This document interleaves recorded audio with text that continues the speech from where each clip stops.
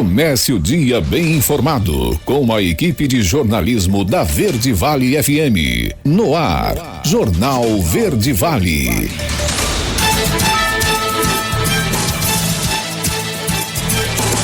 Olá, uma ótima terça-feira para você, agora às 6h35, começando mais uma edição do Jornal Verde Vale. Terça-feira, dia 13 de janeiro de 2026, agora em Mineiros faz 21 graus, a máxima prevista para hoje pode chegar até os 28 graus. Será um dia de sol com muitas nuvens, pancadas de chuva à tarde e também à noite. Agora você confere os destaques das últimas 24 horas. Jornal Verde Vale.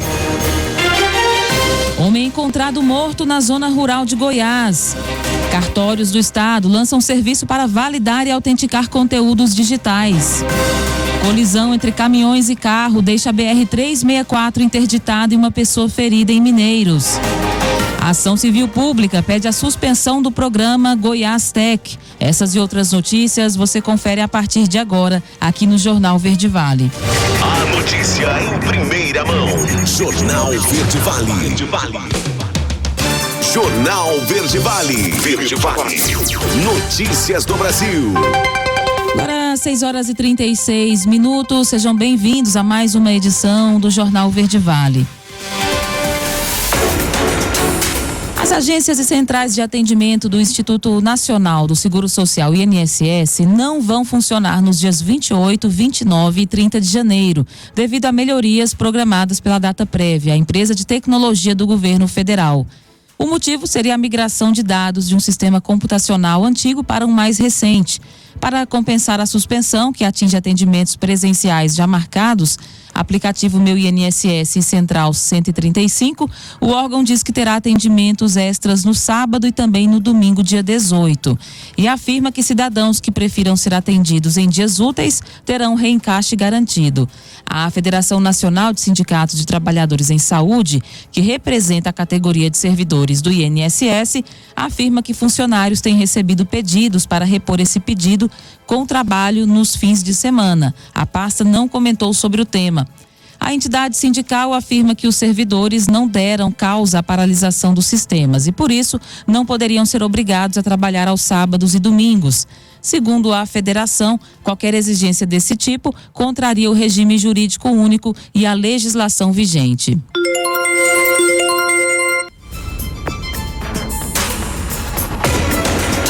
A Agência Nacional de Vigilância Sanitária aprovou ontem um medicamento, a primeira injeção semestral que previne a infecção pelo HIV em quase 100% dos casos. O fármaco, que será vendido sob o nome comercial de Sunlenca, foi desenvolvido pelo laboratório Gilead Sciences e já havia recebido o aval nos Estados Unidos e também na Europa. O sinal verde da Agência Reguladora Brasileira foi para 2 indicações.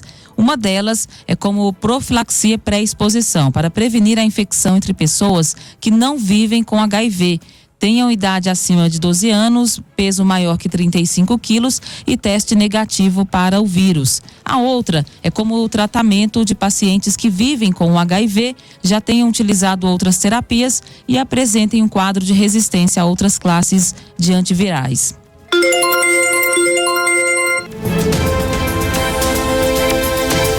E desde ontem, segunda-feira, o trabalhador demitido sem justa causa está recebendo mais seguro-desemprego. A tabela das faixas salariais usadas para calcular o valor da parcela seguiu o Índice Nacional de Preços ao Consumidor e foi reajustada em quase 4%. Com essa correção, o valor máximo do seguro-desemprego subirá de R$ 2.424 para R$ 2.518, uma diferença de R$ 94. O piso segue a variação do salário mínimo e aumenta de R$ 1.518 para R$ 1.621. Os novos montantes valem tanto para quem recebe o seguro-desemprego como para quem ainda dará entrada no pedido. A parcela do seguro-desemprego é calculada com base na média das 3 últimas remunerações do trabalhador antes da demissão. Após a correção das faixas salariais, o benefício será definido para quem ganha até R$ 2.222, será 80% do salário médio ou salário mínimo, prevalecendo o valor maior.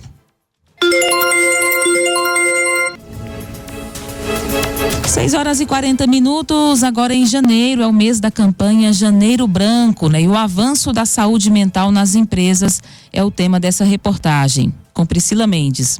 O Janeiro Branco, movimento dedicado à conscientização sobre saúde mental no país, ganha ainda mais relevância no ambiente corporativo no Brasil. A NR1, norma regulamentadora 1, atualizada em 2024 com foco na inclusão dos fatores psicossociais, como estresse, burnout e assédio, exige que as empresas cuidem da saúde mental, além da física, com um prazo de adequação até 25 de maio deste ano.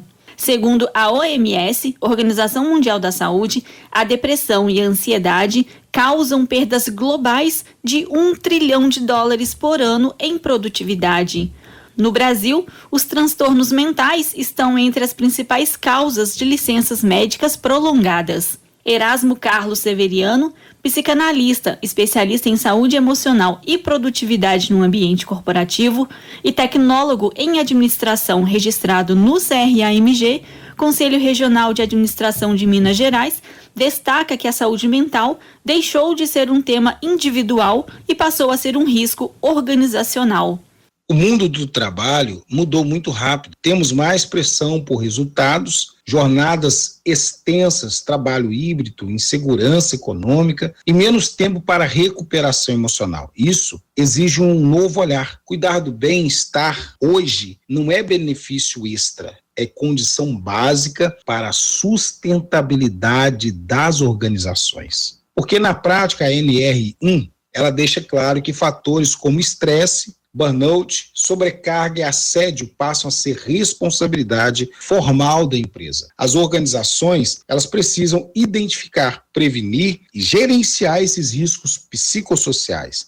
Levantamentos do Ministério da Saúde mostram que os transtornos de ansiedade afetam mais de 9% da população brasileira, índice superior à média global, com reflexos diretos no ambiente de trabalho e na capacidade de entrega das equipes. Isabela Coura, psicóloga clínica, especialista em gestão e desenvolvimento de pessoas, ressalta que quando equipes diferentes apresentam os mesmos sintomas, dificilmente está se falando de um problema individual.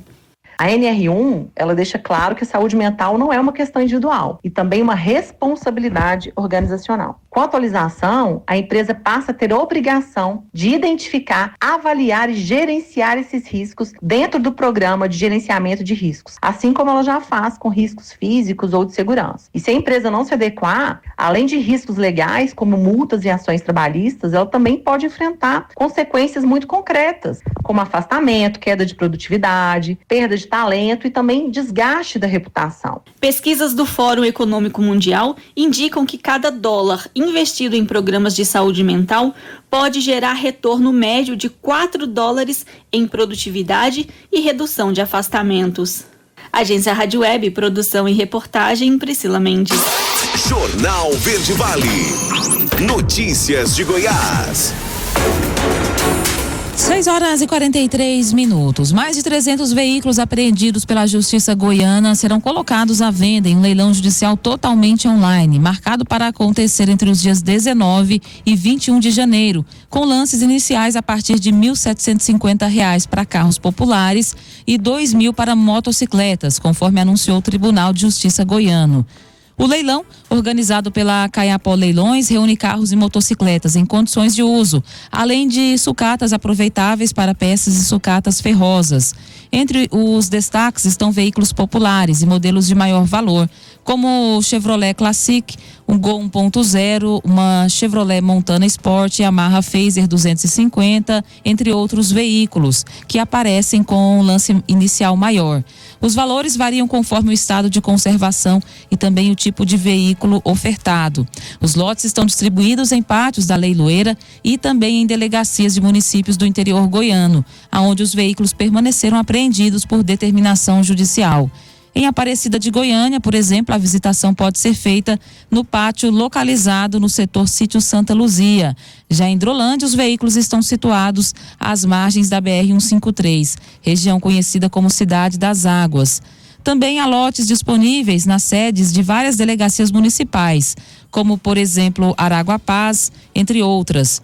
A visitação presencial dos veículos será permitida entre os dias 12 e 14 de janeiro, em horários pré-definidos, mediante agendamento prévio. A Justiça orienta que os interessados façam a conferência dos lotes antes da disputa, já que os bens serão vendidos no estado em que se encontram. As ofertas acontecerão exclusivamente pela internet entre 19 e 21 de janeiro e os valores arrecadados serão destinados conforme determinação de cada processo judicial.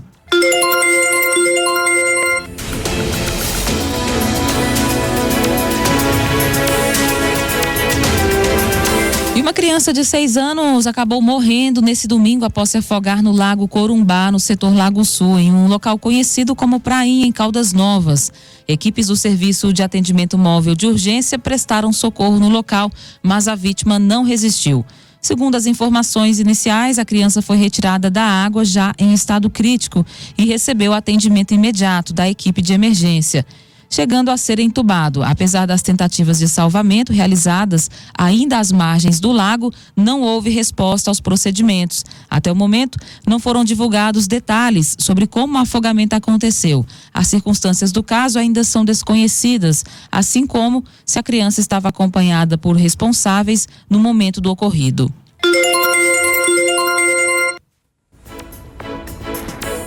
Uma ação civil pública pede a suspensão do programa Goiás Tech. Quem vai trazer os detalhes desse assunto é o Igor Rodrigues. A ação civil pública pede a suspensão da implantação do programa Goiás Tech, ensino médio ao alcance de todos, no Colégio Estadual Santa Edvirgens, em Valparaíso de Goiás, no entorno do Distrito Federal. Segundo o Ministério Público, a ação foi proposta após o recebimento de denúncias da comunidade escolar, que relataram a implementação unilateral do programa de ensino mediado por tecnologia nas turmas do ensino médio regular da unidade, sem diálogo institucional ou participação da comunidade. O promotor de justiça, Daniel Naif da Fonseca, afirmou que tentou contato com a Secretaria de Estado da Educação de Goiás, SEDUC, para viabilizar um ajuste com a comunidade, mas não obteve retorno. Por isso, o Ministério Público ingressou com a ação.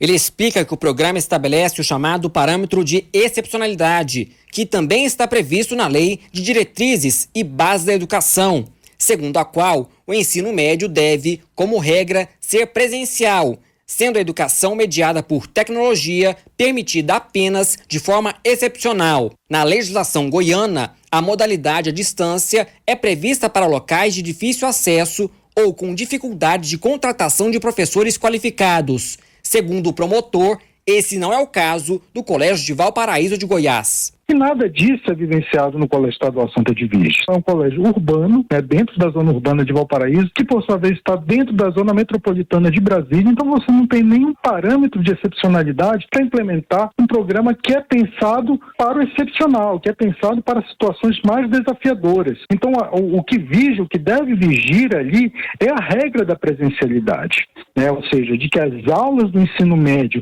ainda que noturno, tem que ser a regra presencial. O objetivo principal da ação, de acordo com Daniel Naif, é o encerramento do programa Goiás Tech no ensino médio do Colégio Estadual Santa Edvirgens, buscando uma solução consensual que envolva a comunidade escolar. Tem que ter um estudo, tem que ter dados. Não houve disso. Nós pedimos essa informação à SEDUC e o que a SEDUC simplesmente retornou foram juízos de valores a partir dos órgãos dele.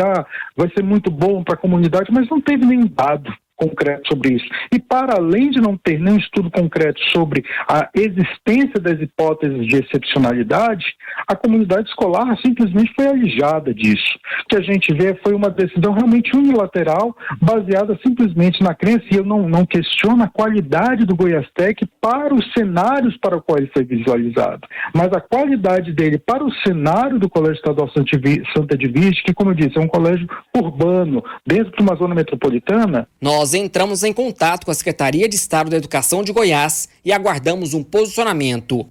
Igor Rodrigues, CBN Goiânia. Jornal Verde Vale. Esportes.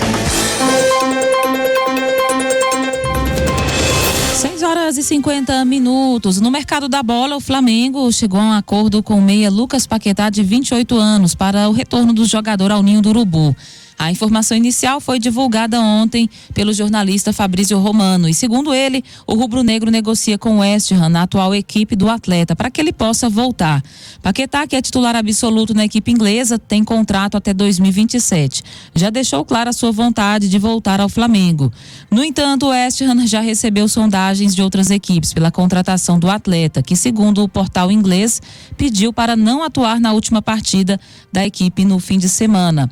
Para repatriar o jogador, o Flamengo vai precisar desembolsar um alto valor em dinheiro. Segundo o portal, a quantia gira em torno de 40 milhões de euros, cerca de 250 milhões de reais na cotação atual.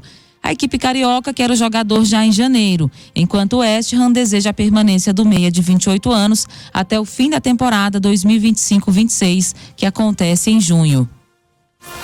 Jornal Verde Vale. Notícias de Goiás. 6h52.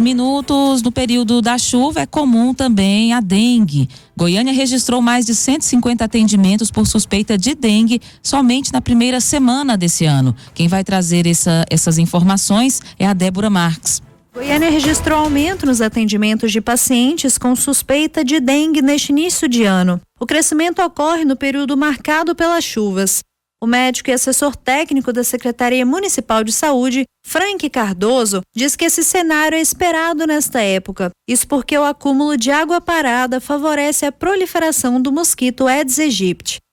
Nós observamos sim o aumento dos casos de dengue em Goiânia, que é esperado para essa época, né? A dengue é uma doença sazonal, endêmica e sazonal, né? Com sazonalidade dentro da própria endemia. E nós temos agora no começo do ano, nesse momento chuvoso, o problema de sempre, que é o acúmulo de água, é água parada, é caixa d'água aberta, acúmulo nas calhas, plantinhas que por vezes passam batido dentro da própria casa e viram então criadouros desse mosquito da dengue. E quando o mosquito da dengue se cria, ele cresce e vai aí infectar as pessoas, né, e aumenta a incidência dessa doença. Na primeira semana epidemiológica de 2026, entre 1º e 8 de janeiro, a rede de urgência da capital contabilizou mais de 150 atendimentos de pacientes com sintomas da doença. Nós já tivemos 159 atendimentos a pacientes com suspeitas de dengue, né? 93 notificações e 33 casos confirmados. Então, nós já temos casos positivos no município. Ainda segue de uma maneira razoável, né, para uma primeira semana. É muito primário para que a gente faça qualquer tipo de previsão, né, ou de tentativa de entendimento maior sobre como esse ano vai se comportar, mas, de toda forma, a Secretaria de Saúde já vem se preparando desde o ano anterior com um pacote exclusivo e específico para combate e enfrentamento às arboviroses, dentro dela a dengue. A Secretaria Municipal de Saúde orienta a população a intensificar a prevenção. As recomendações incluem eliminar focos de água parada em casa e usar repelentes e roupas compridas, principalmente em idosos, crianças e gestantes. A Secretaria alerta que os principais criadouros do mosquito continuam sendo caixas d'água abertas, calhas entupidas e vasos de plantas. Dados da Secretaria de Estado da Saúde mostram que Goiânia registrou 38 mortes por dengue em 2025 e 4 delas ocorreram nas 2 primeiras semanas do ano passado. Não há aumento expressivo de casos neste ano, mas a saúde municipal reforça que a participação da população é fundamental para evitar uma nova epidemia. Débora Marques, CBN Goiânia. A notícia em primeira mão. Jornal Verde Vale. Agora, na Verde Vale, os comentários de Alexandre Garcia. Bom dia. No Maranhão acontece com promotores de justiça algo que me lembra o que aconteceu com o grupo do Deltan Dallagnol na Lava Jato. É um grupo de combate ao crime organizado do Ministério Público do Estado do Maranhão, que investigando desvios de 56 milhões na prefeitura de Turilândia, encontrou 5 milhões em casa. E foram presos 11 vereadores, o prefeito, um secretário municipal, empresário, todo mundo envolvido no desvio de dinheiro dos seus impostos. Dos seus impostos. Não é dinheiro que caiu do céu, nem dinheiro que o Lula inventou, o Haddad imprimiu na Casa da Moeda. Não, é do seu suor. 56 milhões. Estavam todos presos. Aí foi para a Procuradoria-Geral do Estado, mandaram soltar. O que fizeram esses 10 promotores? Pediram para sair, não adianta nada, para sair desse grupo de combate ao crime organizado. Pediram para sair. É um escândalo isso. E aí isso lembra o grupo do Deltan Dallagnol, Lava Jato. Ele próprio, houve vingança, ele perdeu até o mandato. Foi mais votado, né, do Paraná, deputado federal. É Brasil, minha gente. É o Brasil. E acham que o dinheiro do pagador de impostos pode ser usado por qualquer um. Bom, e o Walter Delgatti, sabem quem é, né? Aquele pelo qual a Carla Zambelli foi condenada a mais de 10 anos de prisão como autora mandante. Ele entrou no sistema digital do Conselho Nacional de Justiça e emitiu uma ordem de prisão para Alexandre de Moraes. Pois agora o próprio Alexandre de Moraes está mandando ele para casa. Para casa, semiaberto, né? Não é exatamente para casa. Ele pode sair da prisão e voltar à noite. Ele foi condenado a 8 anos e 3 meses e a Procuradoria avisou que ele já havia cumprido 20%, então vai para o semiaberto, o seu Walter Delgatti. Bom, falar em prisão, os presos do Irã, os que foram presos, as manifestações continuam crescendo, vão ser enforcados amanhã, quarta-feira, pela lei islâmica. Enforcamento público, para que as outras pessoas fiquem com medo de se manifestar. É mais ou menos o que se fez aqui no Brasil com o 8 de janeiro, né? Só que ninguém foi enforcado. Apareceu até um estudo lá de enforcar um ministro do Supremo, mas ninguém passou do risquinho ali. Isso é no ite criminis. No caminho do crime, isso ainda não é crime. Pode ter até comprado a corda, mas não é crime, porque não houve o movimento em si de tentativa.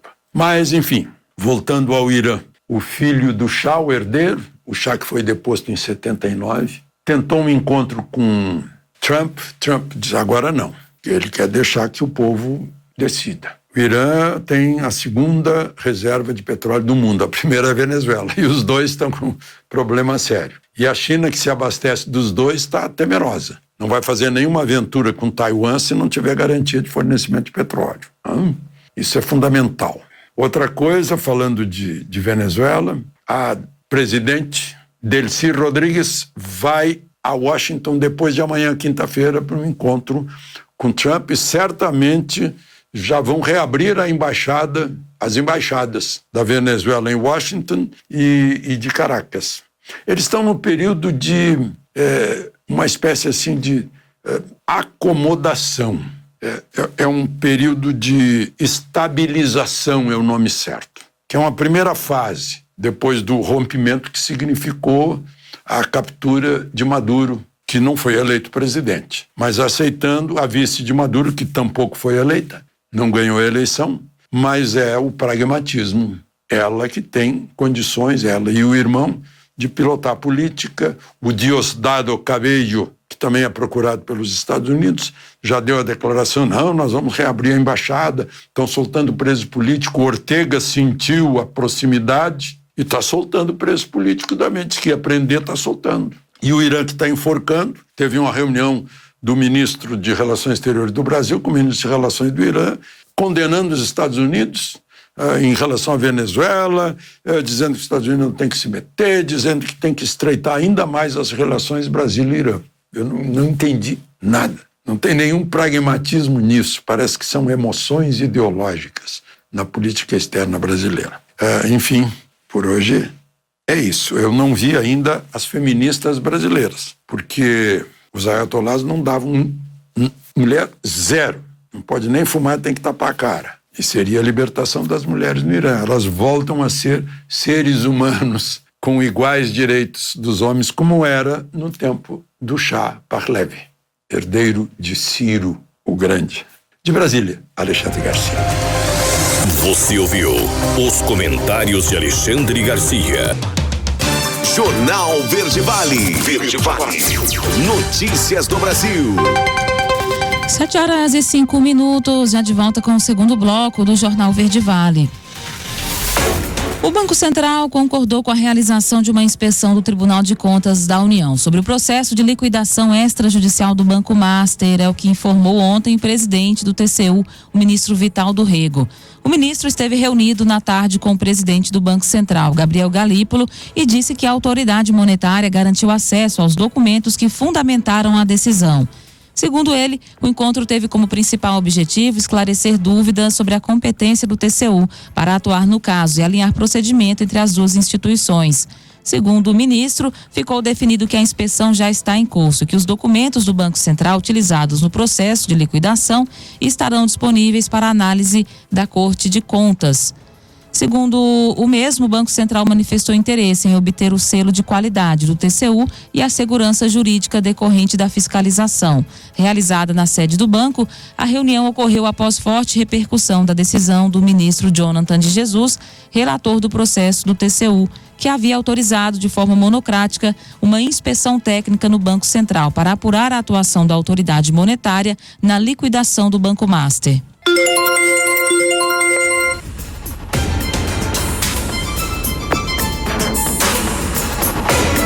Em sua etapa final, o Serviço Militar Inicial Voluntário Feminino 2025 iniciou ontem, segunda-feira, processo de seleção complementar. Em nota, o Ministério da Defesa informou que o prazo segue até o dia 20 de fevereiro em todo o país, mas que as datas variam de acordo com o cronograma de cada força. A iniciativa conjunta das 3 forças é inédita e sinaliza um marco na ampliação e ingresso das mulheres nas fileiras da Marinha. Segundo a pasta, durante a seleção complementar, serão realizados novos exames clínicos e entrevistas, bem como uma avaliação de atributos técnicos e preparo físico, requisitos básicos para a formação militar. As convocadas podem conferir a programação na unidade da força, a qual foram designadas no site oficial do alistamento.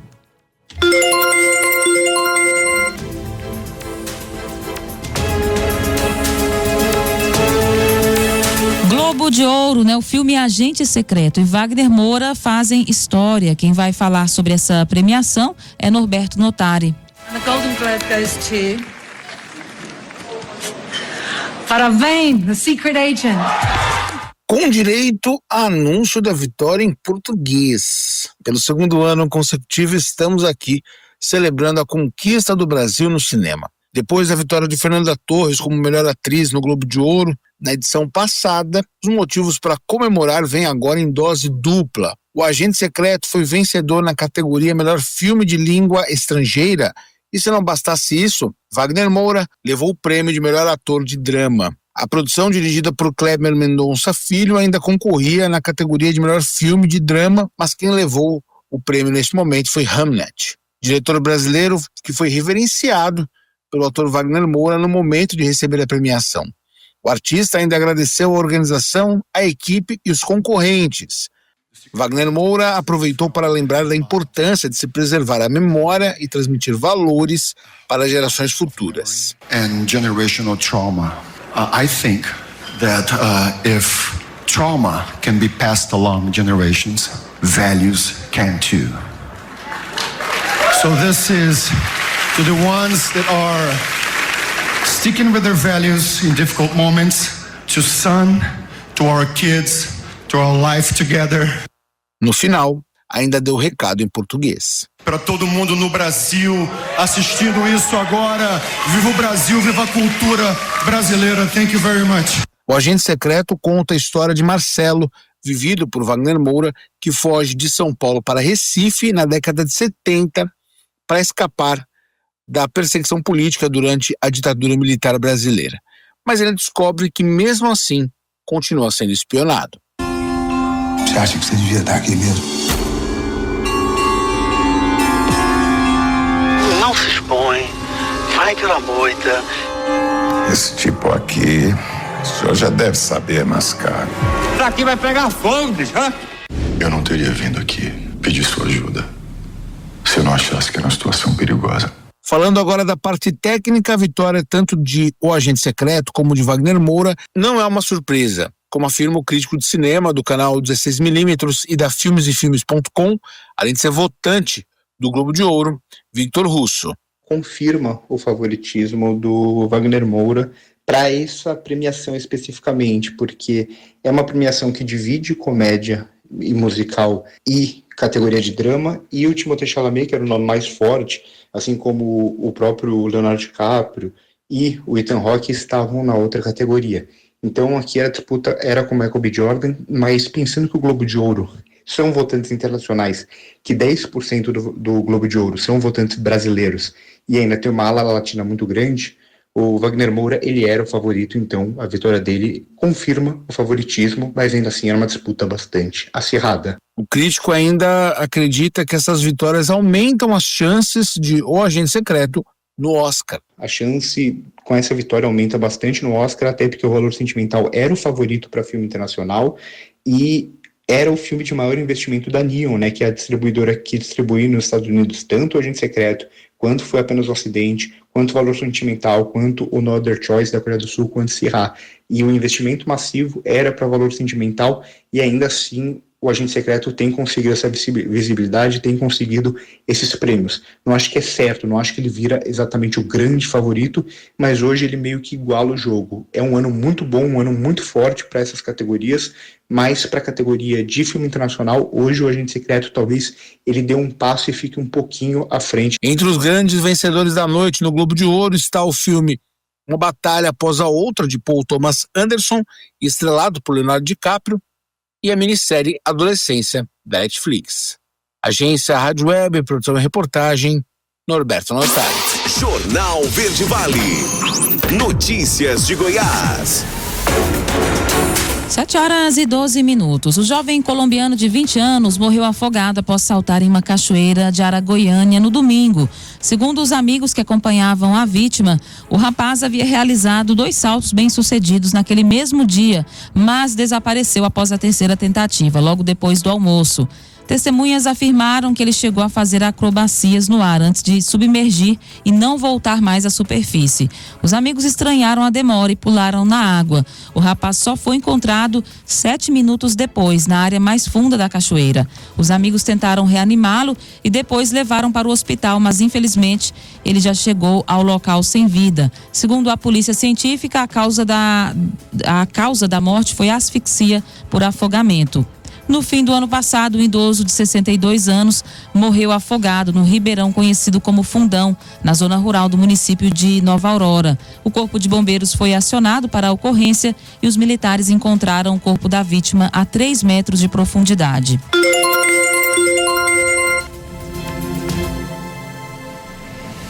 O Instituto Verbena da Universidade Federal de Goiás iniciou ontem o período de inscrições para um concurso público para provimento de cargos efetivos da Prefeitura Municipal de Valparaíso de Goiás. O edital oferece mais de 760 vagas imediatas, além de 2.300 de cadastro de reserva, divididas entre 49 cargos. As inscrições estarão abertas até às 17 horas do dia 12 de fevereiro desse ano.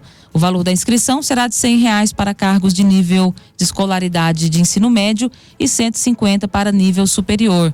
As oportunidades são para diversas áreas de atuação.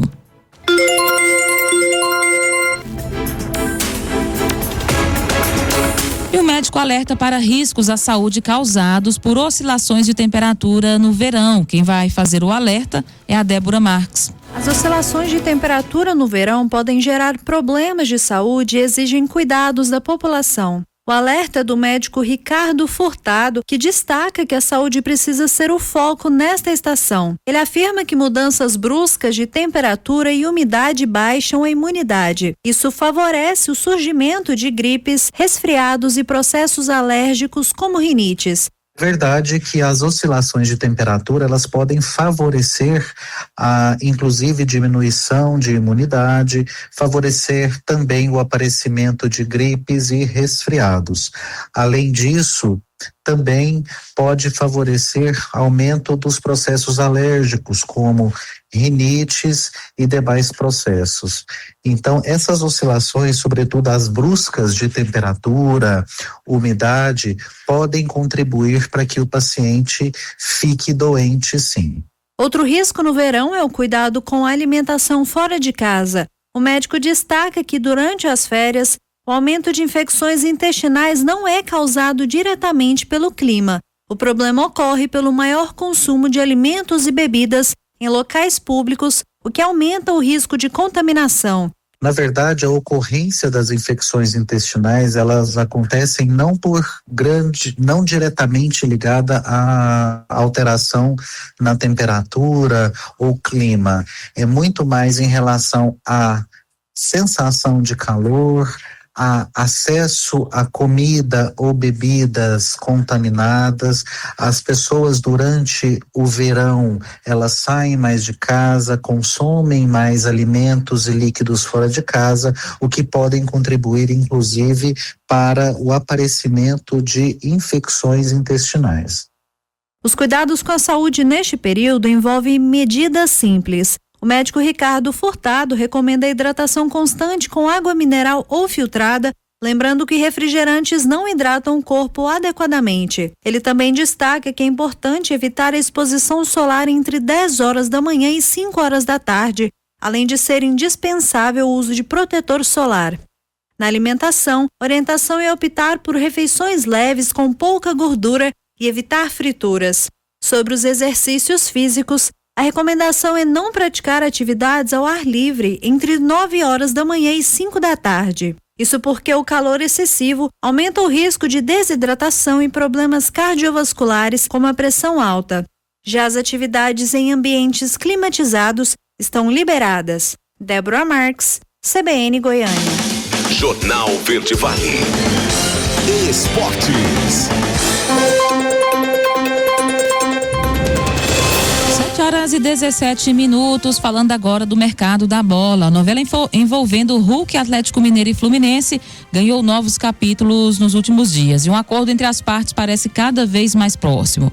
Segundo a imprensa carioca, o Galo sinalizou positivamente para o avanço das negociações, mas estabeleceu algumas exigências para liberar o atacante, que tem um contrato com o clube mineiro até o fim dessa temporada.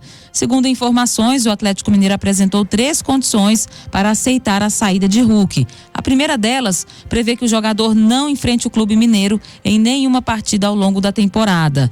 Caso isso aconteça, uma multa considerada elevada seria aplicada.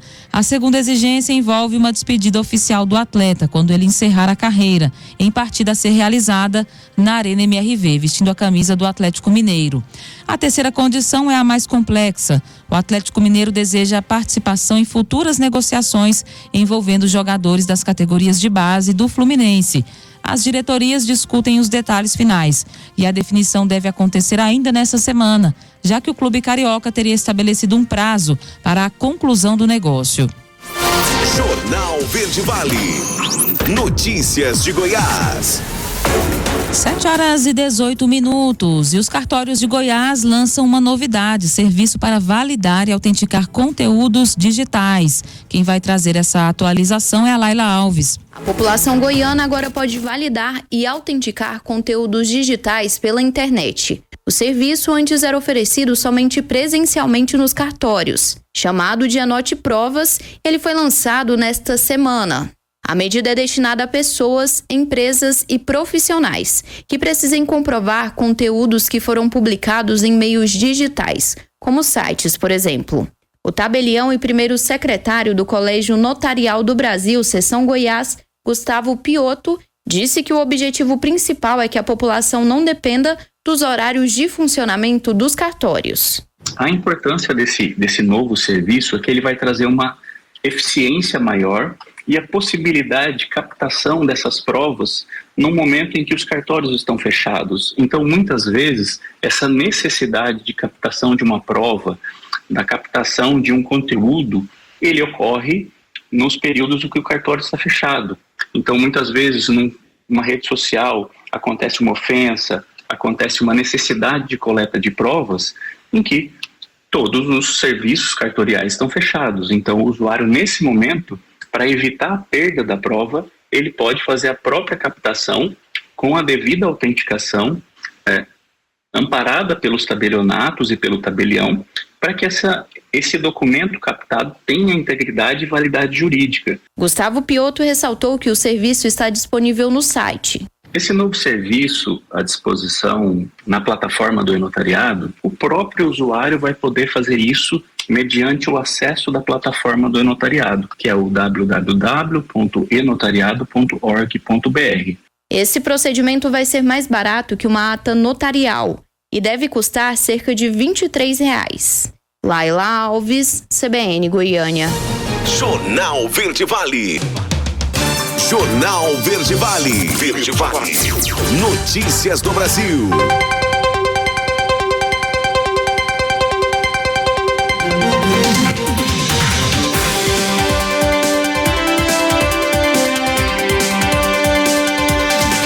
Agora, 7h30, já de volta com o terceiro bloco do Jornal Verde Vale. O governo federal publicou ontem 2 leis que oficializam a doação de 4 aeronaves e equipamentos militares brasileiros para o Paraguai e Uruguai. Além de 2 helicópteros modelos 412 Classic da fabricante Bell Aircraft Corporation da Polícia Federal, o Brasil vai doar ao Paraguai 6 viaturas blindadas de combate autopropulsado, modelo M108, além de uma passadeira flutuante de alumínio, uma espécie de ponte que pode ser montada sobre rios e outros cursos d'água pertencentes ao Exército. Já a Armada Nacional da República Oriental do Uruguai vai receber 2 helicópteros transferidos da Marinha Brasileira. Assinados pelo presidente Lula e pelo ministro da Defesa, José Múcio Monteiro Filho, as 2 leis sancionadas tiveram origem em 2 projetos de lei que o Poder Executivo encaminhou ao Congresso entre 2022 e 2023, com a justificativa de que a iniciativa busca fortalecer as relações diplomáticas e a cooperação militar entre o Brasil e os 2 países vizinhos. Segundo o Palácio do Planalto, a medida contribuirá para a modernização e a ampliação das capacidades operacionais das forças de segurança paraguaias e uruguaias, possibilitando a melhoria na segurança regional.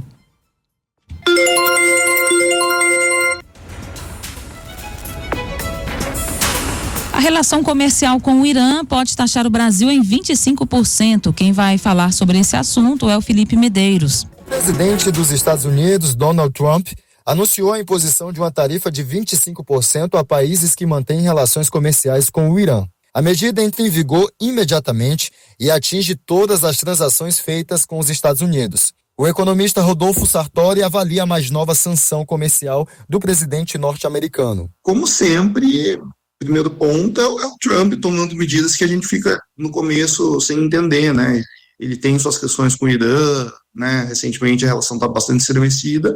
E ele busca asfixiar o país pela via econômica. Então, é o Trump usando os poderes que ele tem para tentar diminuir a influência ou prejudicar aquilo que ele acha nocivo, né? Trump não detalhou se a taxação vale para contratos já existentes ou apenas para novos negócios.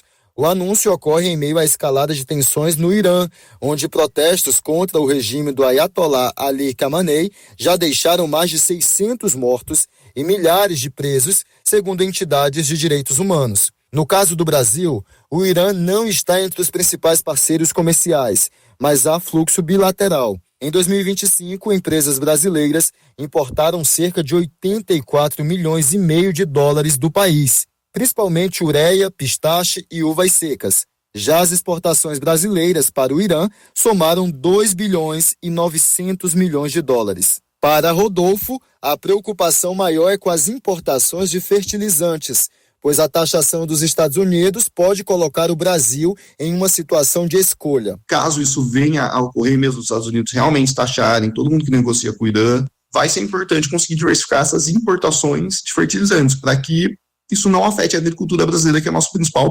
exportador. Então, acho que de forma geral é isso. Você pode ter ali um efeito indireto negativo, sim. Ao mesmo tempo, a balança comercial brasileira continua robusta e o Irã não é um parceiro comercial tão forte. Me parece que a questão é mais uma questão política pelo lado do Trump, e o Brasil precisa saber se portar como se portou bem também no tá de fácil quando foi contra o próprio Brasil, né? Então acho que a questão roda um pouco por aí. Se for querer escapar dessa taxação, caso ela venha ocorrer de 25%, é preciso achar um novo mercado para se importar fertilizantes. Se conseguir fazer isso, o efeito tende a ser muito pequeno. O governo brasileiro ainda não se pronunciou oficialmente sobre os possíveis impactos da medida anunciada por Washington. Trump já havia elevado tarifas sobre produtos brasileiros. Em abril de 2025, impôs uma taxa adicional de 10%. E em julho, aumentou o percentual em mais 40%, levando a alíquota total a 50%. Agência Rádio Web, produção e reportagem, Felipe Medeiros. Jornal Verde Vale. Notícias de Goiás.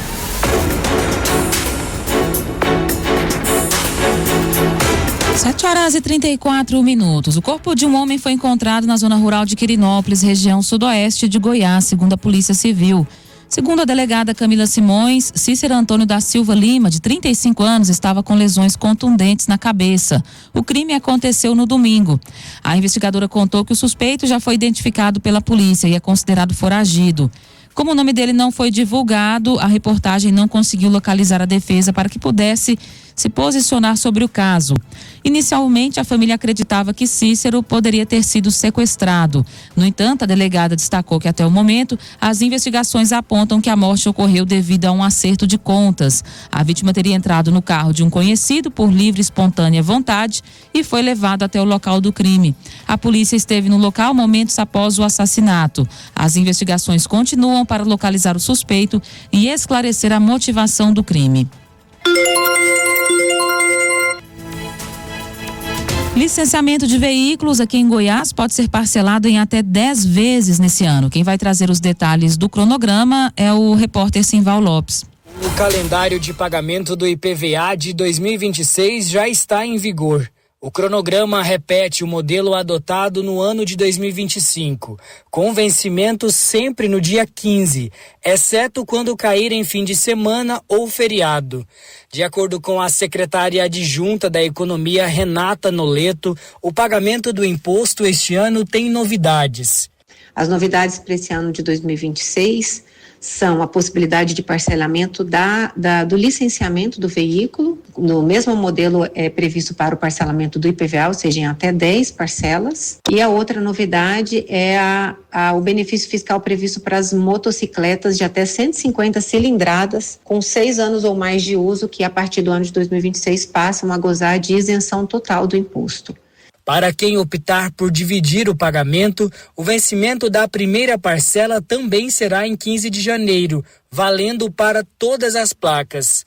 Renata Noleto explica como funciona o desconto de 8% sobre o IPVA para quem quitar o imposto em parcela única no dia 15 de janeiro, além de outros benefícios. O desconto de 8%, que é concedido para pagamento à vista até o dia 15 de janeiro, ele é cumulativo com demais descontos que o contribuinte porventura tenha. Por exemplo, aquele veículo, proprietário de veículo de até 1.000 cilindradas ou de motocicleta até 125 cilindradas, esse contribuinte de IPVA, ele já goza de uma redução de base de cálculo, um desconto de 50% do valor do seu IPVA.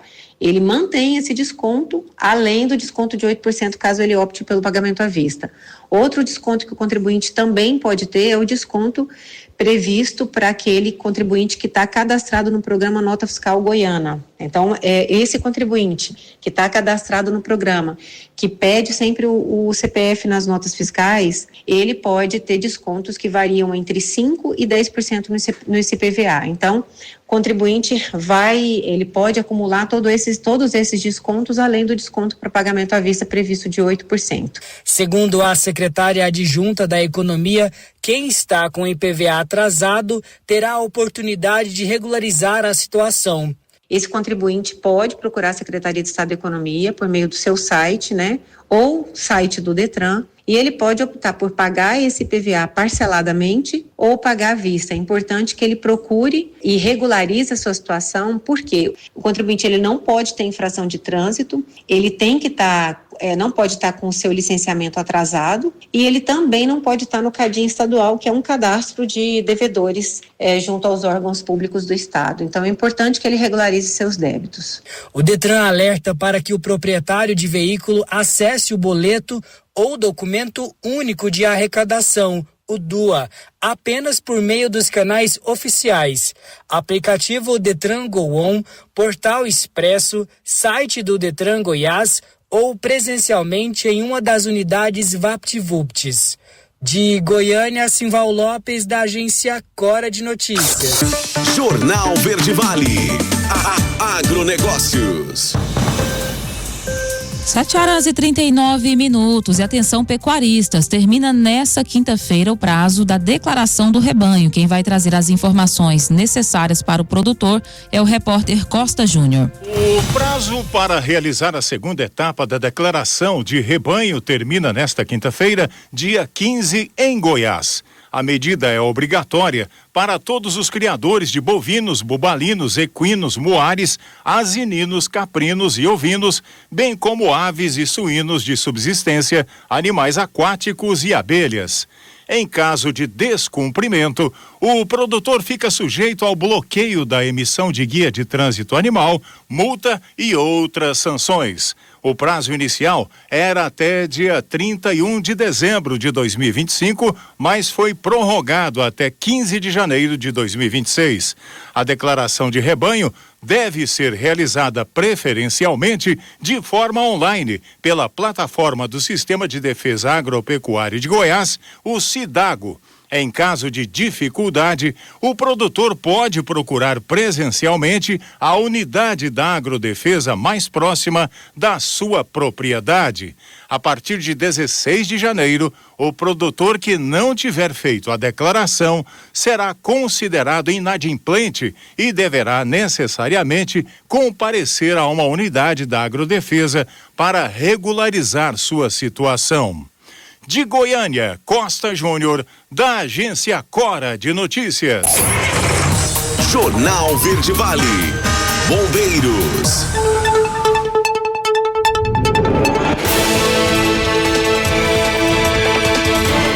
Agora, 7h41, a gente chega trazendo para você as informações locais do Corpo de Bombeiros, que nessas últimas 24 horas realizou um total de 12 atendimentos. E entre esses atendimentos, um de maior gravidade aconteceu ontem por volta das 14 horas. Um acidente ali na BR-364 que deixou uma pessoa ferida e a pista parcialmente interditada. Esse acidente, considerado grave pelo Corpo de Bombeiros, pela mobilização que gerou, ele envolveu então 2 veículos de grande porte e um automóvel de passeio. Foi registrado ontem na BR-364, ali na região dos Pilões. A ocorrência aconteceu por volta das 14 horas e envolveu uma colisão frontal, uma saída de pista e o tombamento de uma carreta carregada com milho. Acabou interditando parte da rodovia e espalhando praticamente toda a carga sobre a pista. No local, os militares encontraram um caminhão fora da rodovia após colidir lateralmente com a carreta, além de um veículo de passeio também fora da pista. O motorista do caminhão ficou preso às ferragens e precisou ser desencarcerado pelas equipes de resgate. Ele apresentava uma fratura fechada em um dos membros inferiores e um traumatismo facial. Após primeiros atendimentos e também imobilização em prancha longa, a vítima foi encaminhada consciente pelo SAMU para o atendimento médico. O condutor do veículo de passeio foi socorrido pelo Corpo de Bombeiros e não apresentava ferimentos aparentes. Já o motorista da carreta e uma passageira não sofreram lesões e permaneceram no local durante toda a operação. A ocorrência mobilizou 4 viaturas e 8 militares, sob o comando do capitão Afonso. Os trabalhos de retirada de carga, limpeza de pista e também remoção dos veículos duraram cerca de 6 horas. Após a liberação da via, a cena do acidente ficou sob responsabilidade da Polícia Rodoviária Federal. As causas desse acidente serão apuradas pelas autoridades competentes.